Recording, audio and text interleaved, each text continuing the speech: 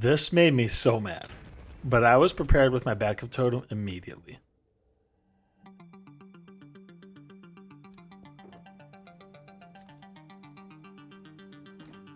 My first ambition since the last video was getting started on my own build design, the observation deck, a place to go where the common grounds can be viewed easily.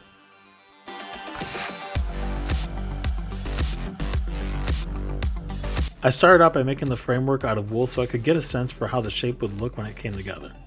It was a ton of trial and error, but this design had to be completely original with no outside help, so I spent a few hours coming up with the design.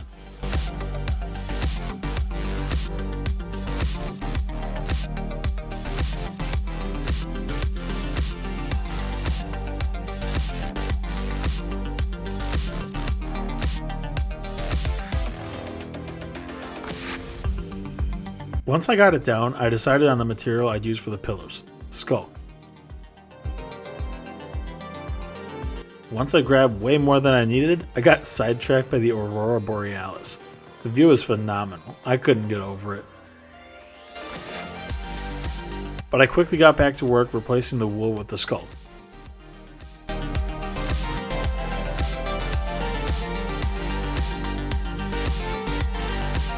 Next came the walls. For this build, I decided I wanted all 4 walls to be made of different materials. I settled on nether bricks, prismarine bricks, purpur blocks, and endstone bricks. Did I mention how amazing the end dimension looks with complementary shaders?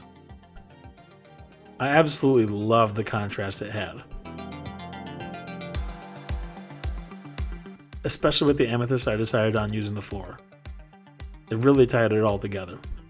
Next was some floor lighting to really highlight the bottom of the build.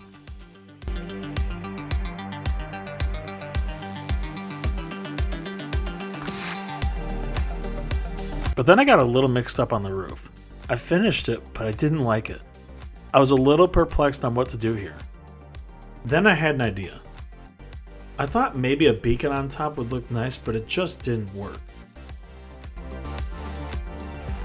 I decided I needed a break from the project and went on to build ENX04's Elegant Wither Skeleton Farm.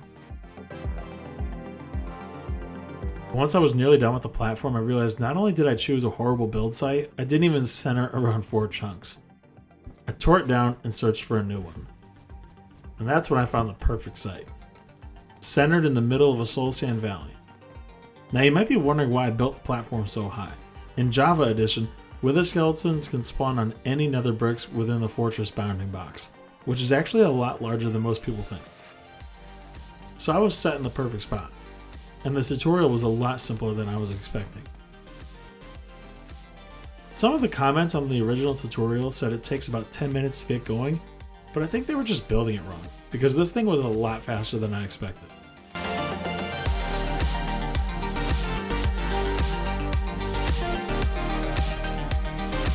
The first ones began dropping down, and it kept going fast. It was a constant stream of wither skeletons.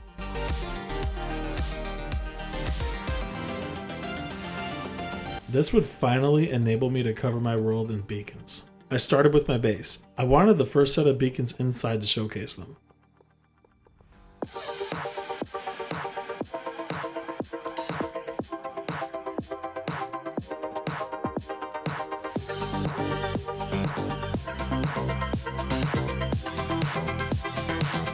And I kept placing them.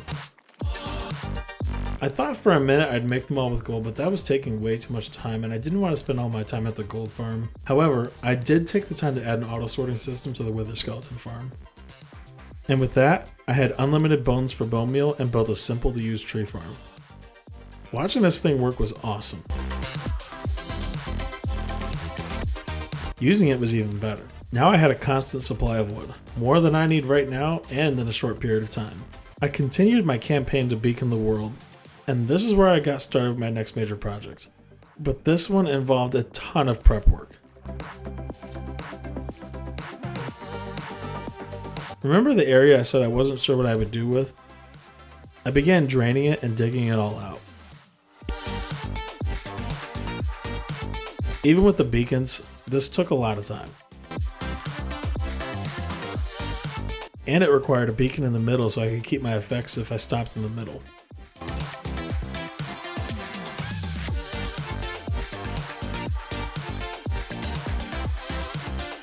All this digging had me visiting the mob farm a couple times.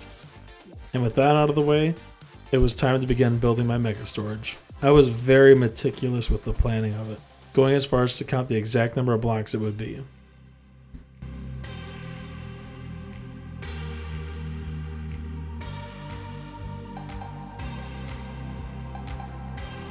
Once I was sure, I began placing all the chests.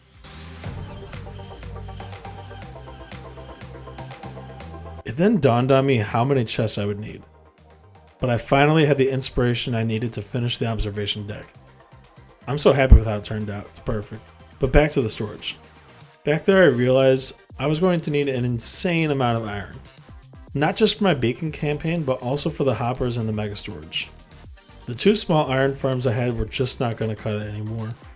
And I still don't want to AFK in this world. I knew the solution was simple: build a better iron farm. One that dwarfed the others. I found a great design that seemed simple enough to build and got straight to it. While doing this, some pillagers came by for another visit, and I decided to do another raid to build up my totems, which would cause a setback. During the raid, my villagers from my breeder were killed. While still only a minor setback, it was annoying, because this iron farm takes 24 villagers to work.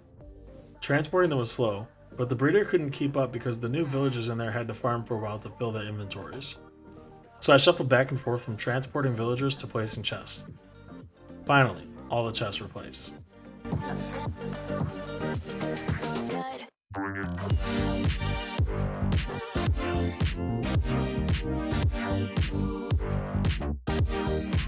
That was a crazy flight. Once I got the first zombie in place, it immediately began work.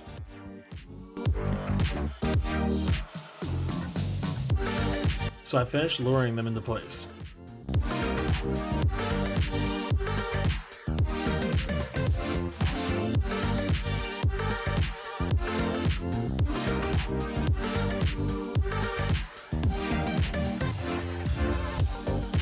Once it was done, I decided to make an automated potato farm.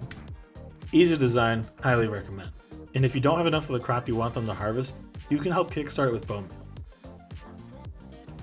Watching the iron farm work was super satisfying. Having only run for a little bit, it was already putting out big numbers. At this point, I wanted to see if I'd covered the ground with enough beacons. It was a good start, but I knew I could do better. But even with this high-powered iron farm setup, I would need to wait a while before I could really cover the world in beacons. So I decided to make water elevators to enter and exit the farm.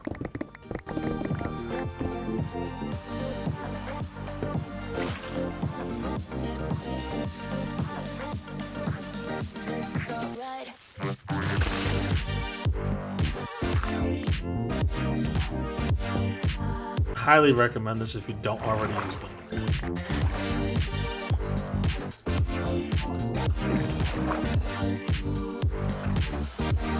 And finally, after all this time, I made an automated pumpkin farm. Love how it turned out. Very classy looking.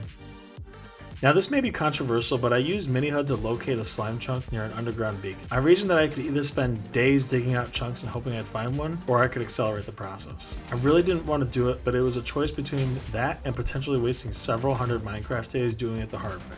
I opted for the choice that would give you more content and made my own design for the slime farm. My goal here was to keep it one-dimensional and be able to use a looting effect for my sword.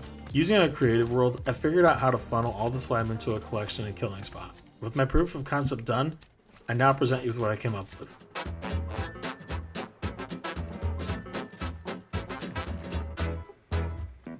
I do believe I need to move the killing spot a lot lower because the rates aren't that great, but I came up with this 100% on my own, so I'll figure it out eventually.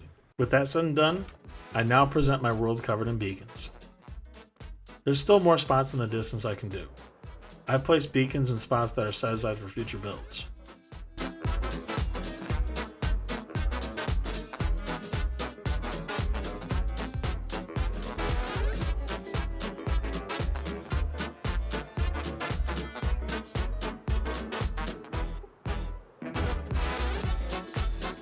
For example, this area is where I'm going to put a giant trading hall. I'm coming up with the design completely on my own, no schematics or copying other builds, so it's going to take some time. I'll show it to you next video. There's a ton of terraforming that needs to be done before I can even begin building.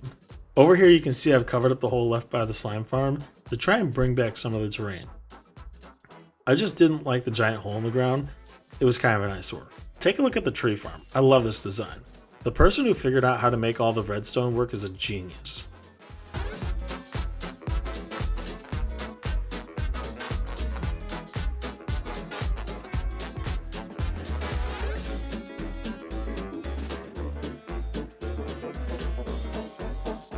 All it takes is flipping that lever. Over here is the honey farm. Incredibly easy and quick to build. I wish it worked faster, but I can just wait it out and continue working on the rest of the area.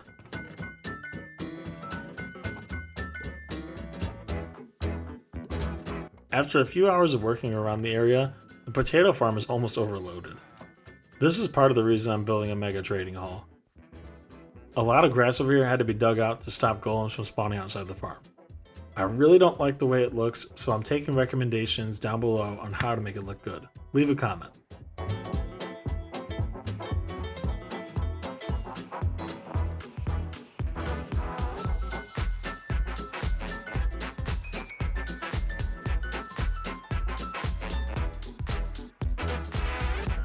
As you can see, my current trading hall setup is tiny and cramped.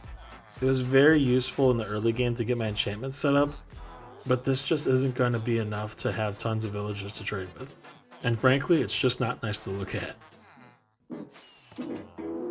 Here's a cool thing to look at. On my nether roof, I spent some time making ice highways to travel with the boats.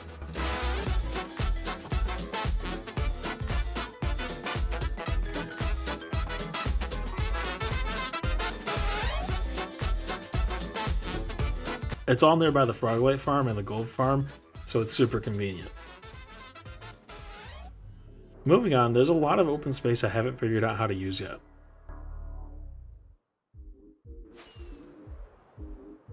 I made a window to fly into my base, and here's my cobblestone generator. There's a ton of work to be done to complete the storage, but that's all going to be revealed in the next video. So far, I like how it's turning out. This space over here is going to be dedicated to a super smelter. I haven't figured out the logistics behind it yet, but that's okay. I'll work it out in the end. The base interior hasn't changed much except for the wither skeleton skulls I added by the garbage disposal. The wolf farm is almost full now. And in case you wonder how the pumpkin farm works, here it is. It's not the prettiest design, but it gets the job done. And it actually looks kind of good at night. As you can see, it's definitely overloading here. I need to figure out how to get rid of all this stuff and fast.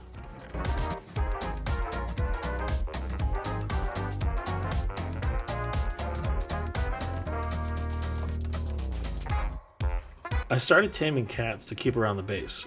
Phantoms are afraid of cats and they won't come down to attack with cats around. The iron farm has been going crazy. I'm so glad I built it. Hooked it up to a composter too, and the poppies make bone meal as well, so it's more than just an iron farm. I moved this beacon underground so I could relocate the wool farm over here and expand it. I thought I might be able to automate the slime farm and have it work as I'm building in the nearby area, but it just isn't working. This output is way too low. For the rest of the video, I decided I'm going to share all my stats with you with no commentary. If you made it this far, thank you so much. I appreciate it more than you realize. And stay tuned. Before my next hardcore video comes out, I have a big announcement coming. Again, thank you for watching. Enjoy the stats.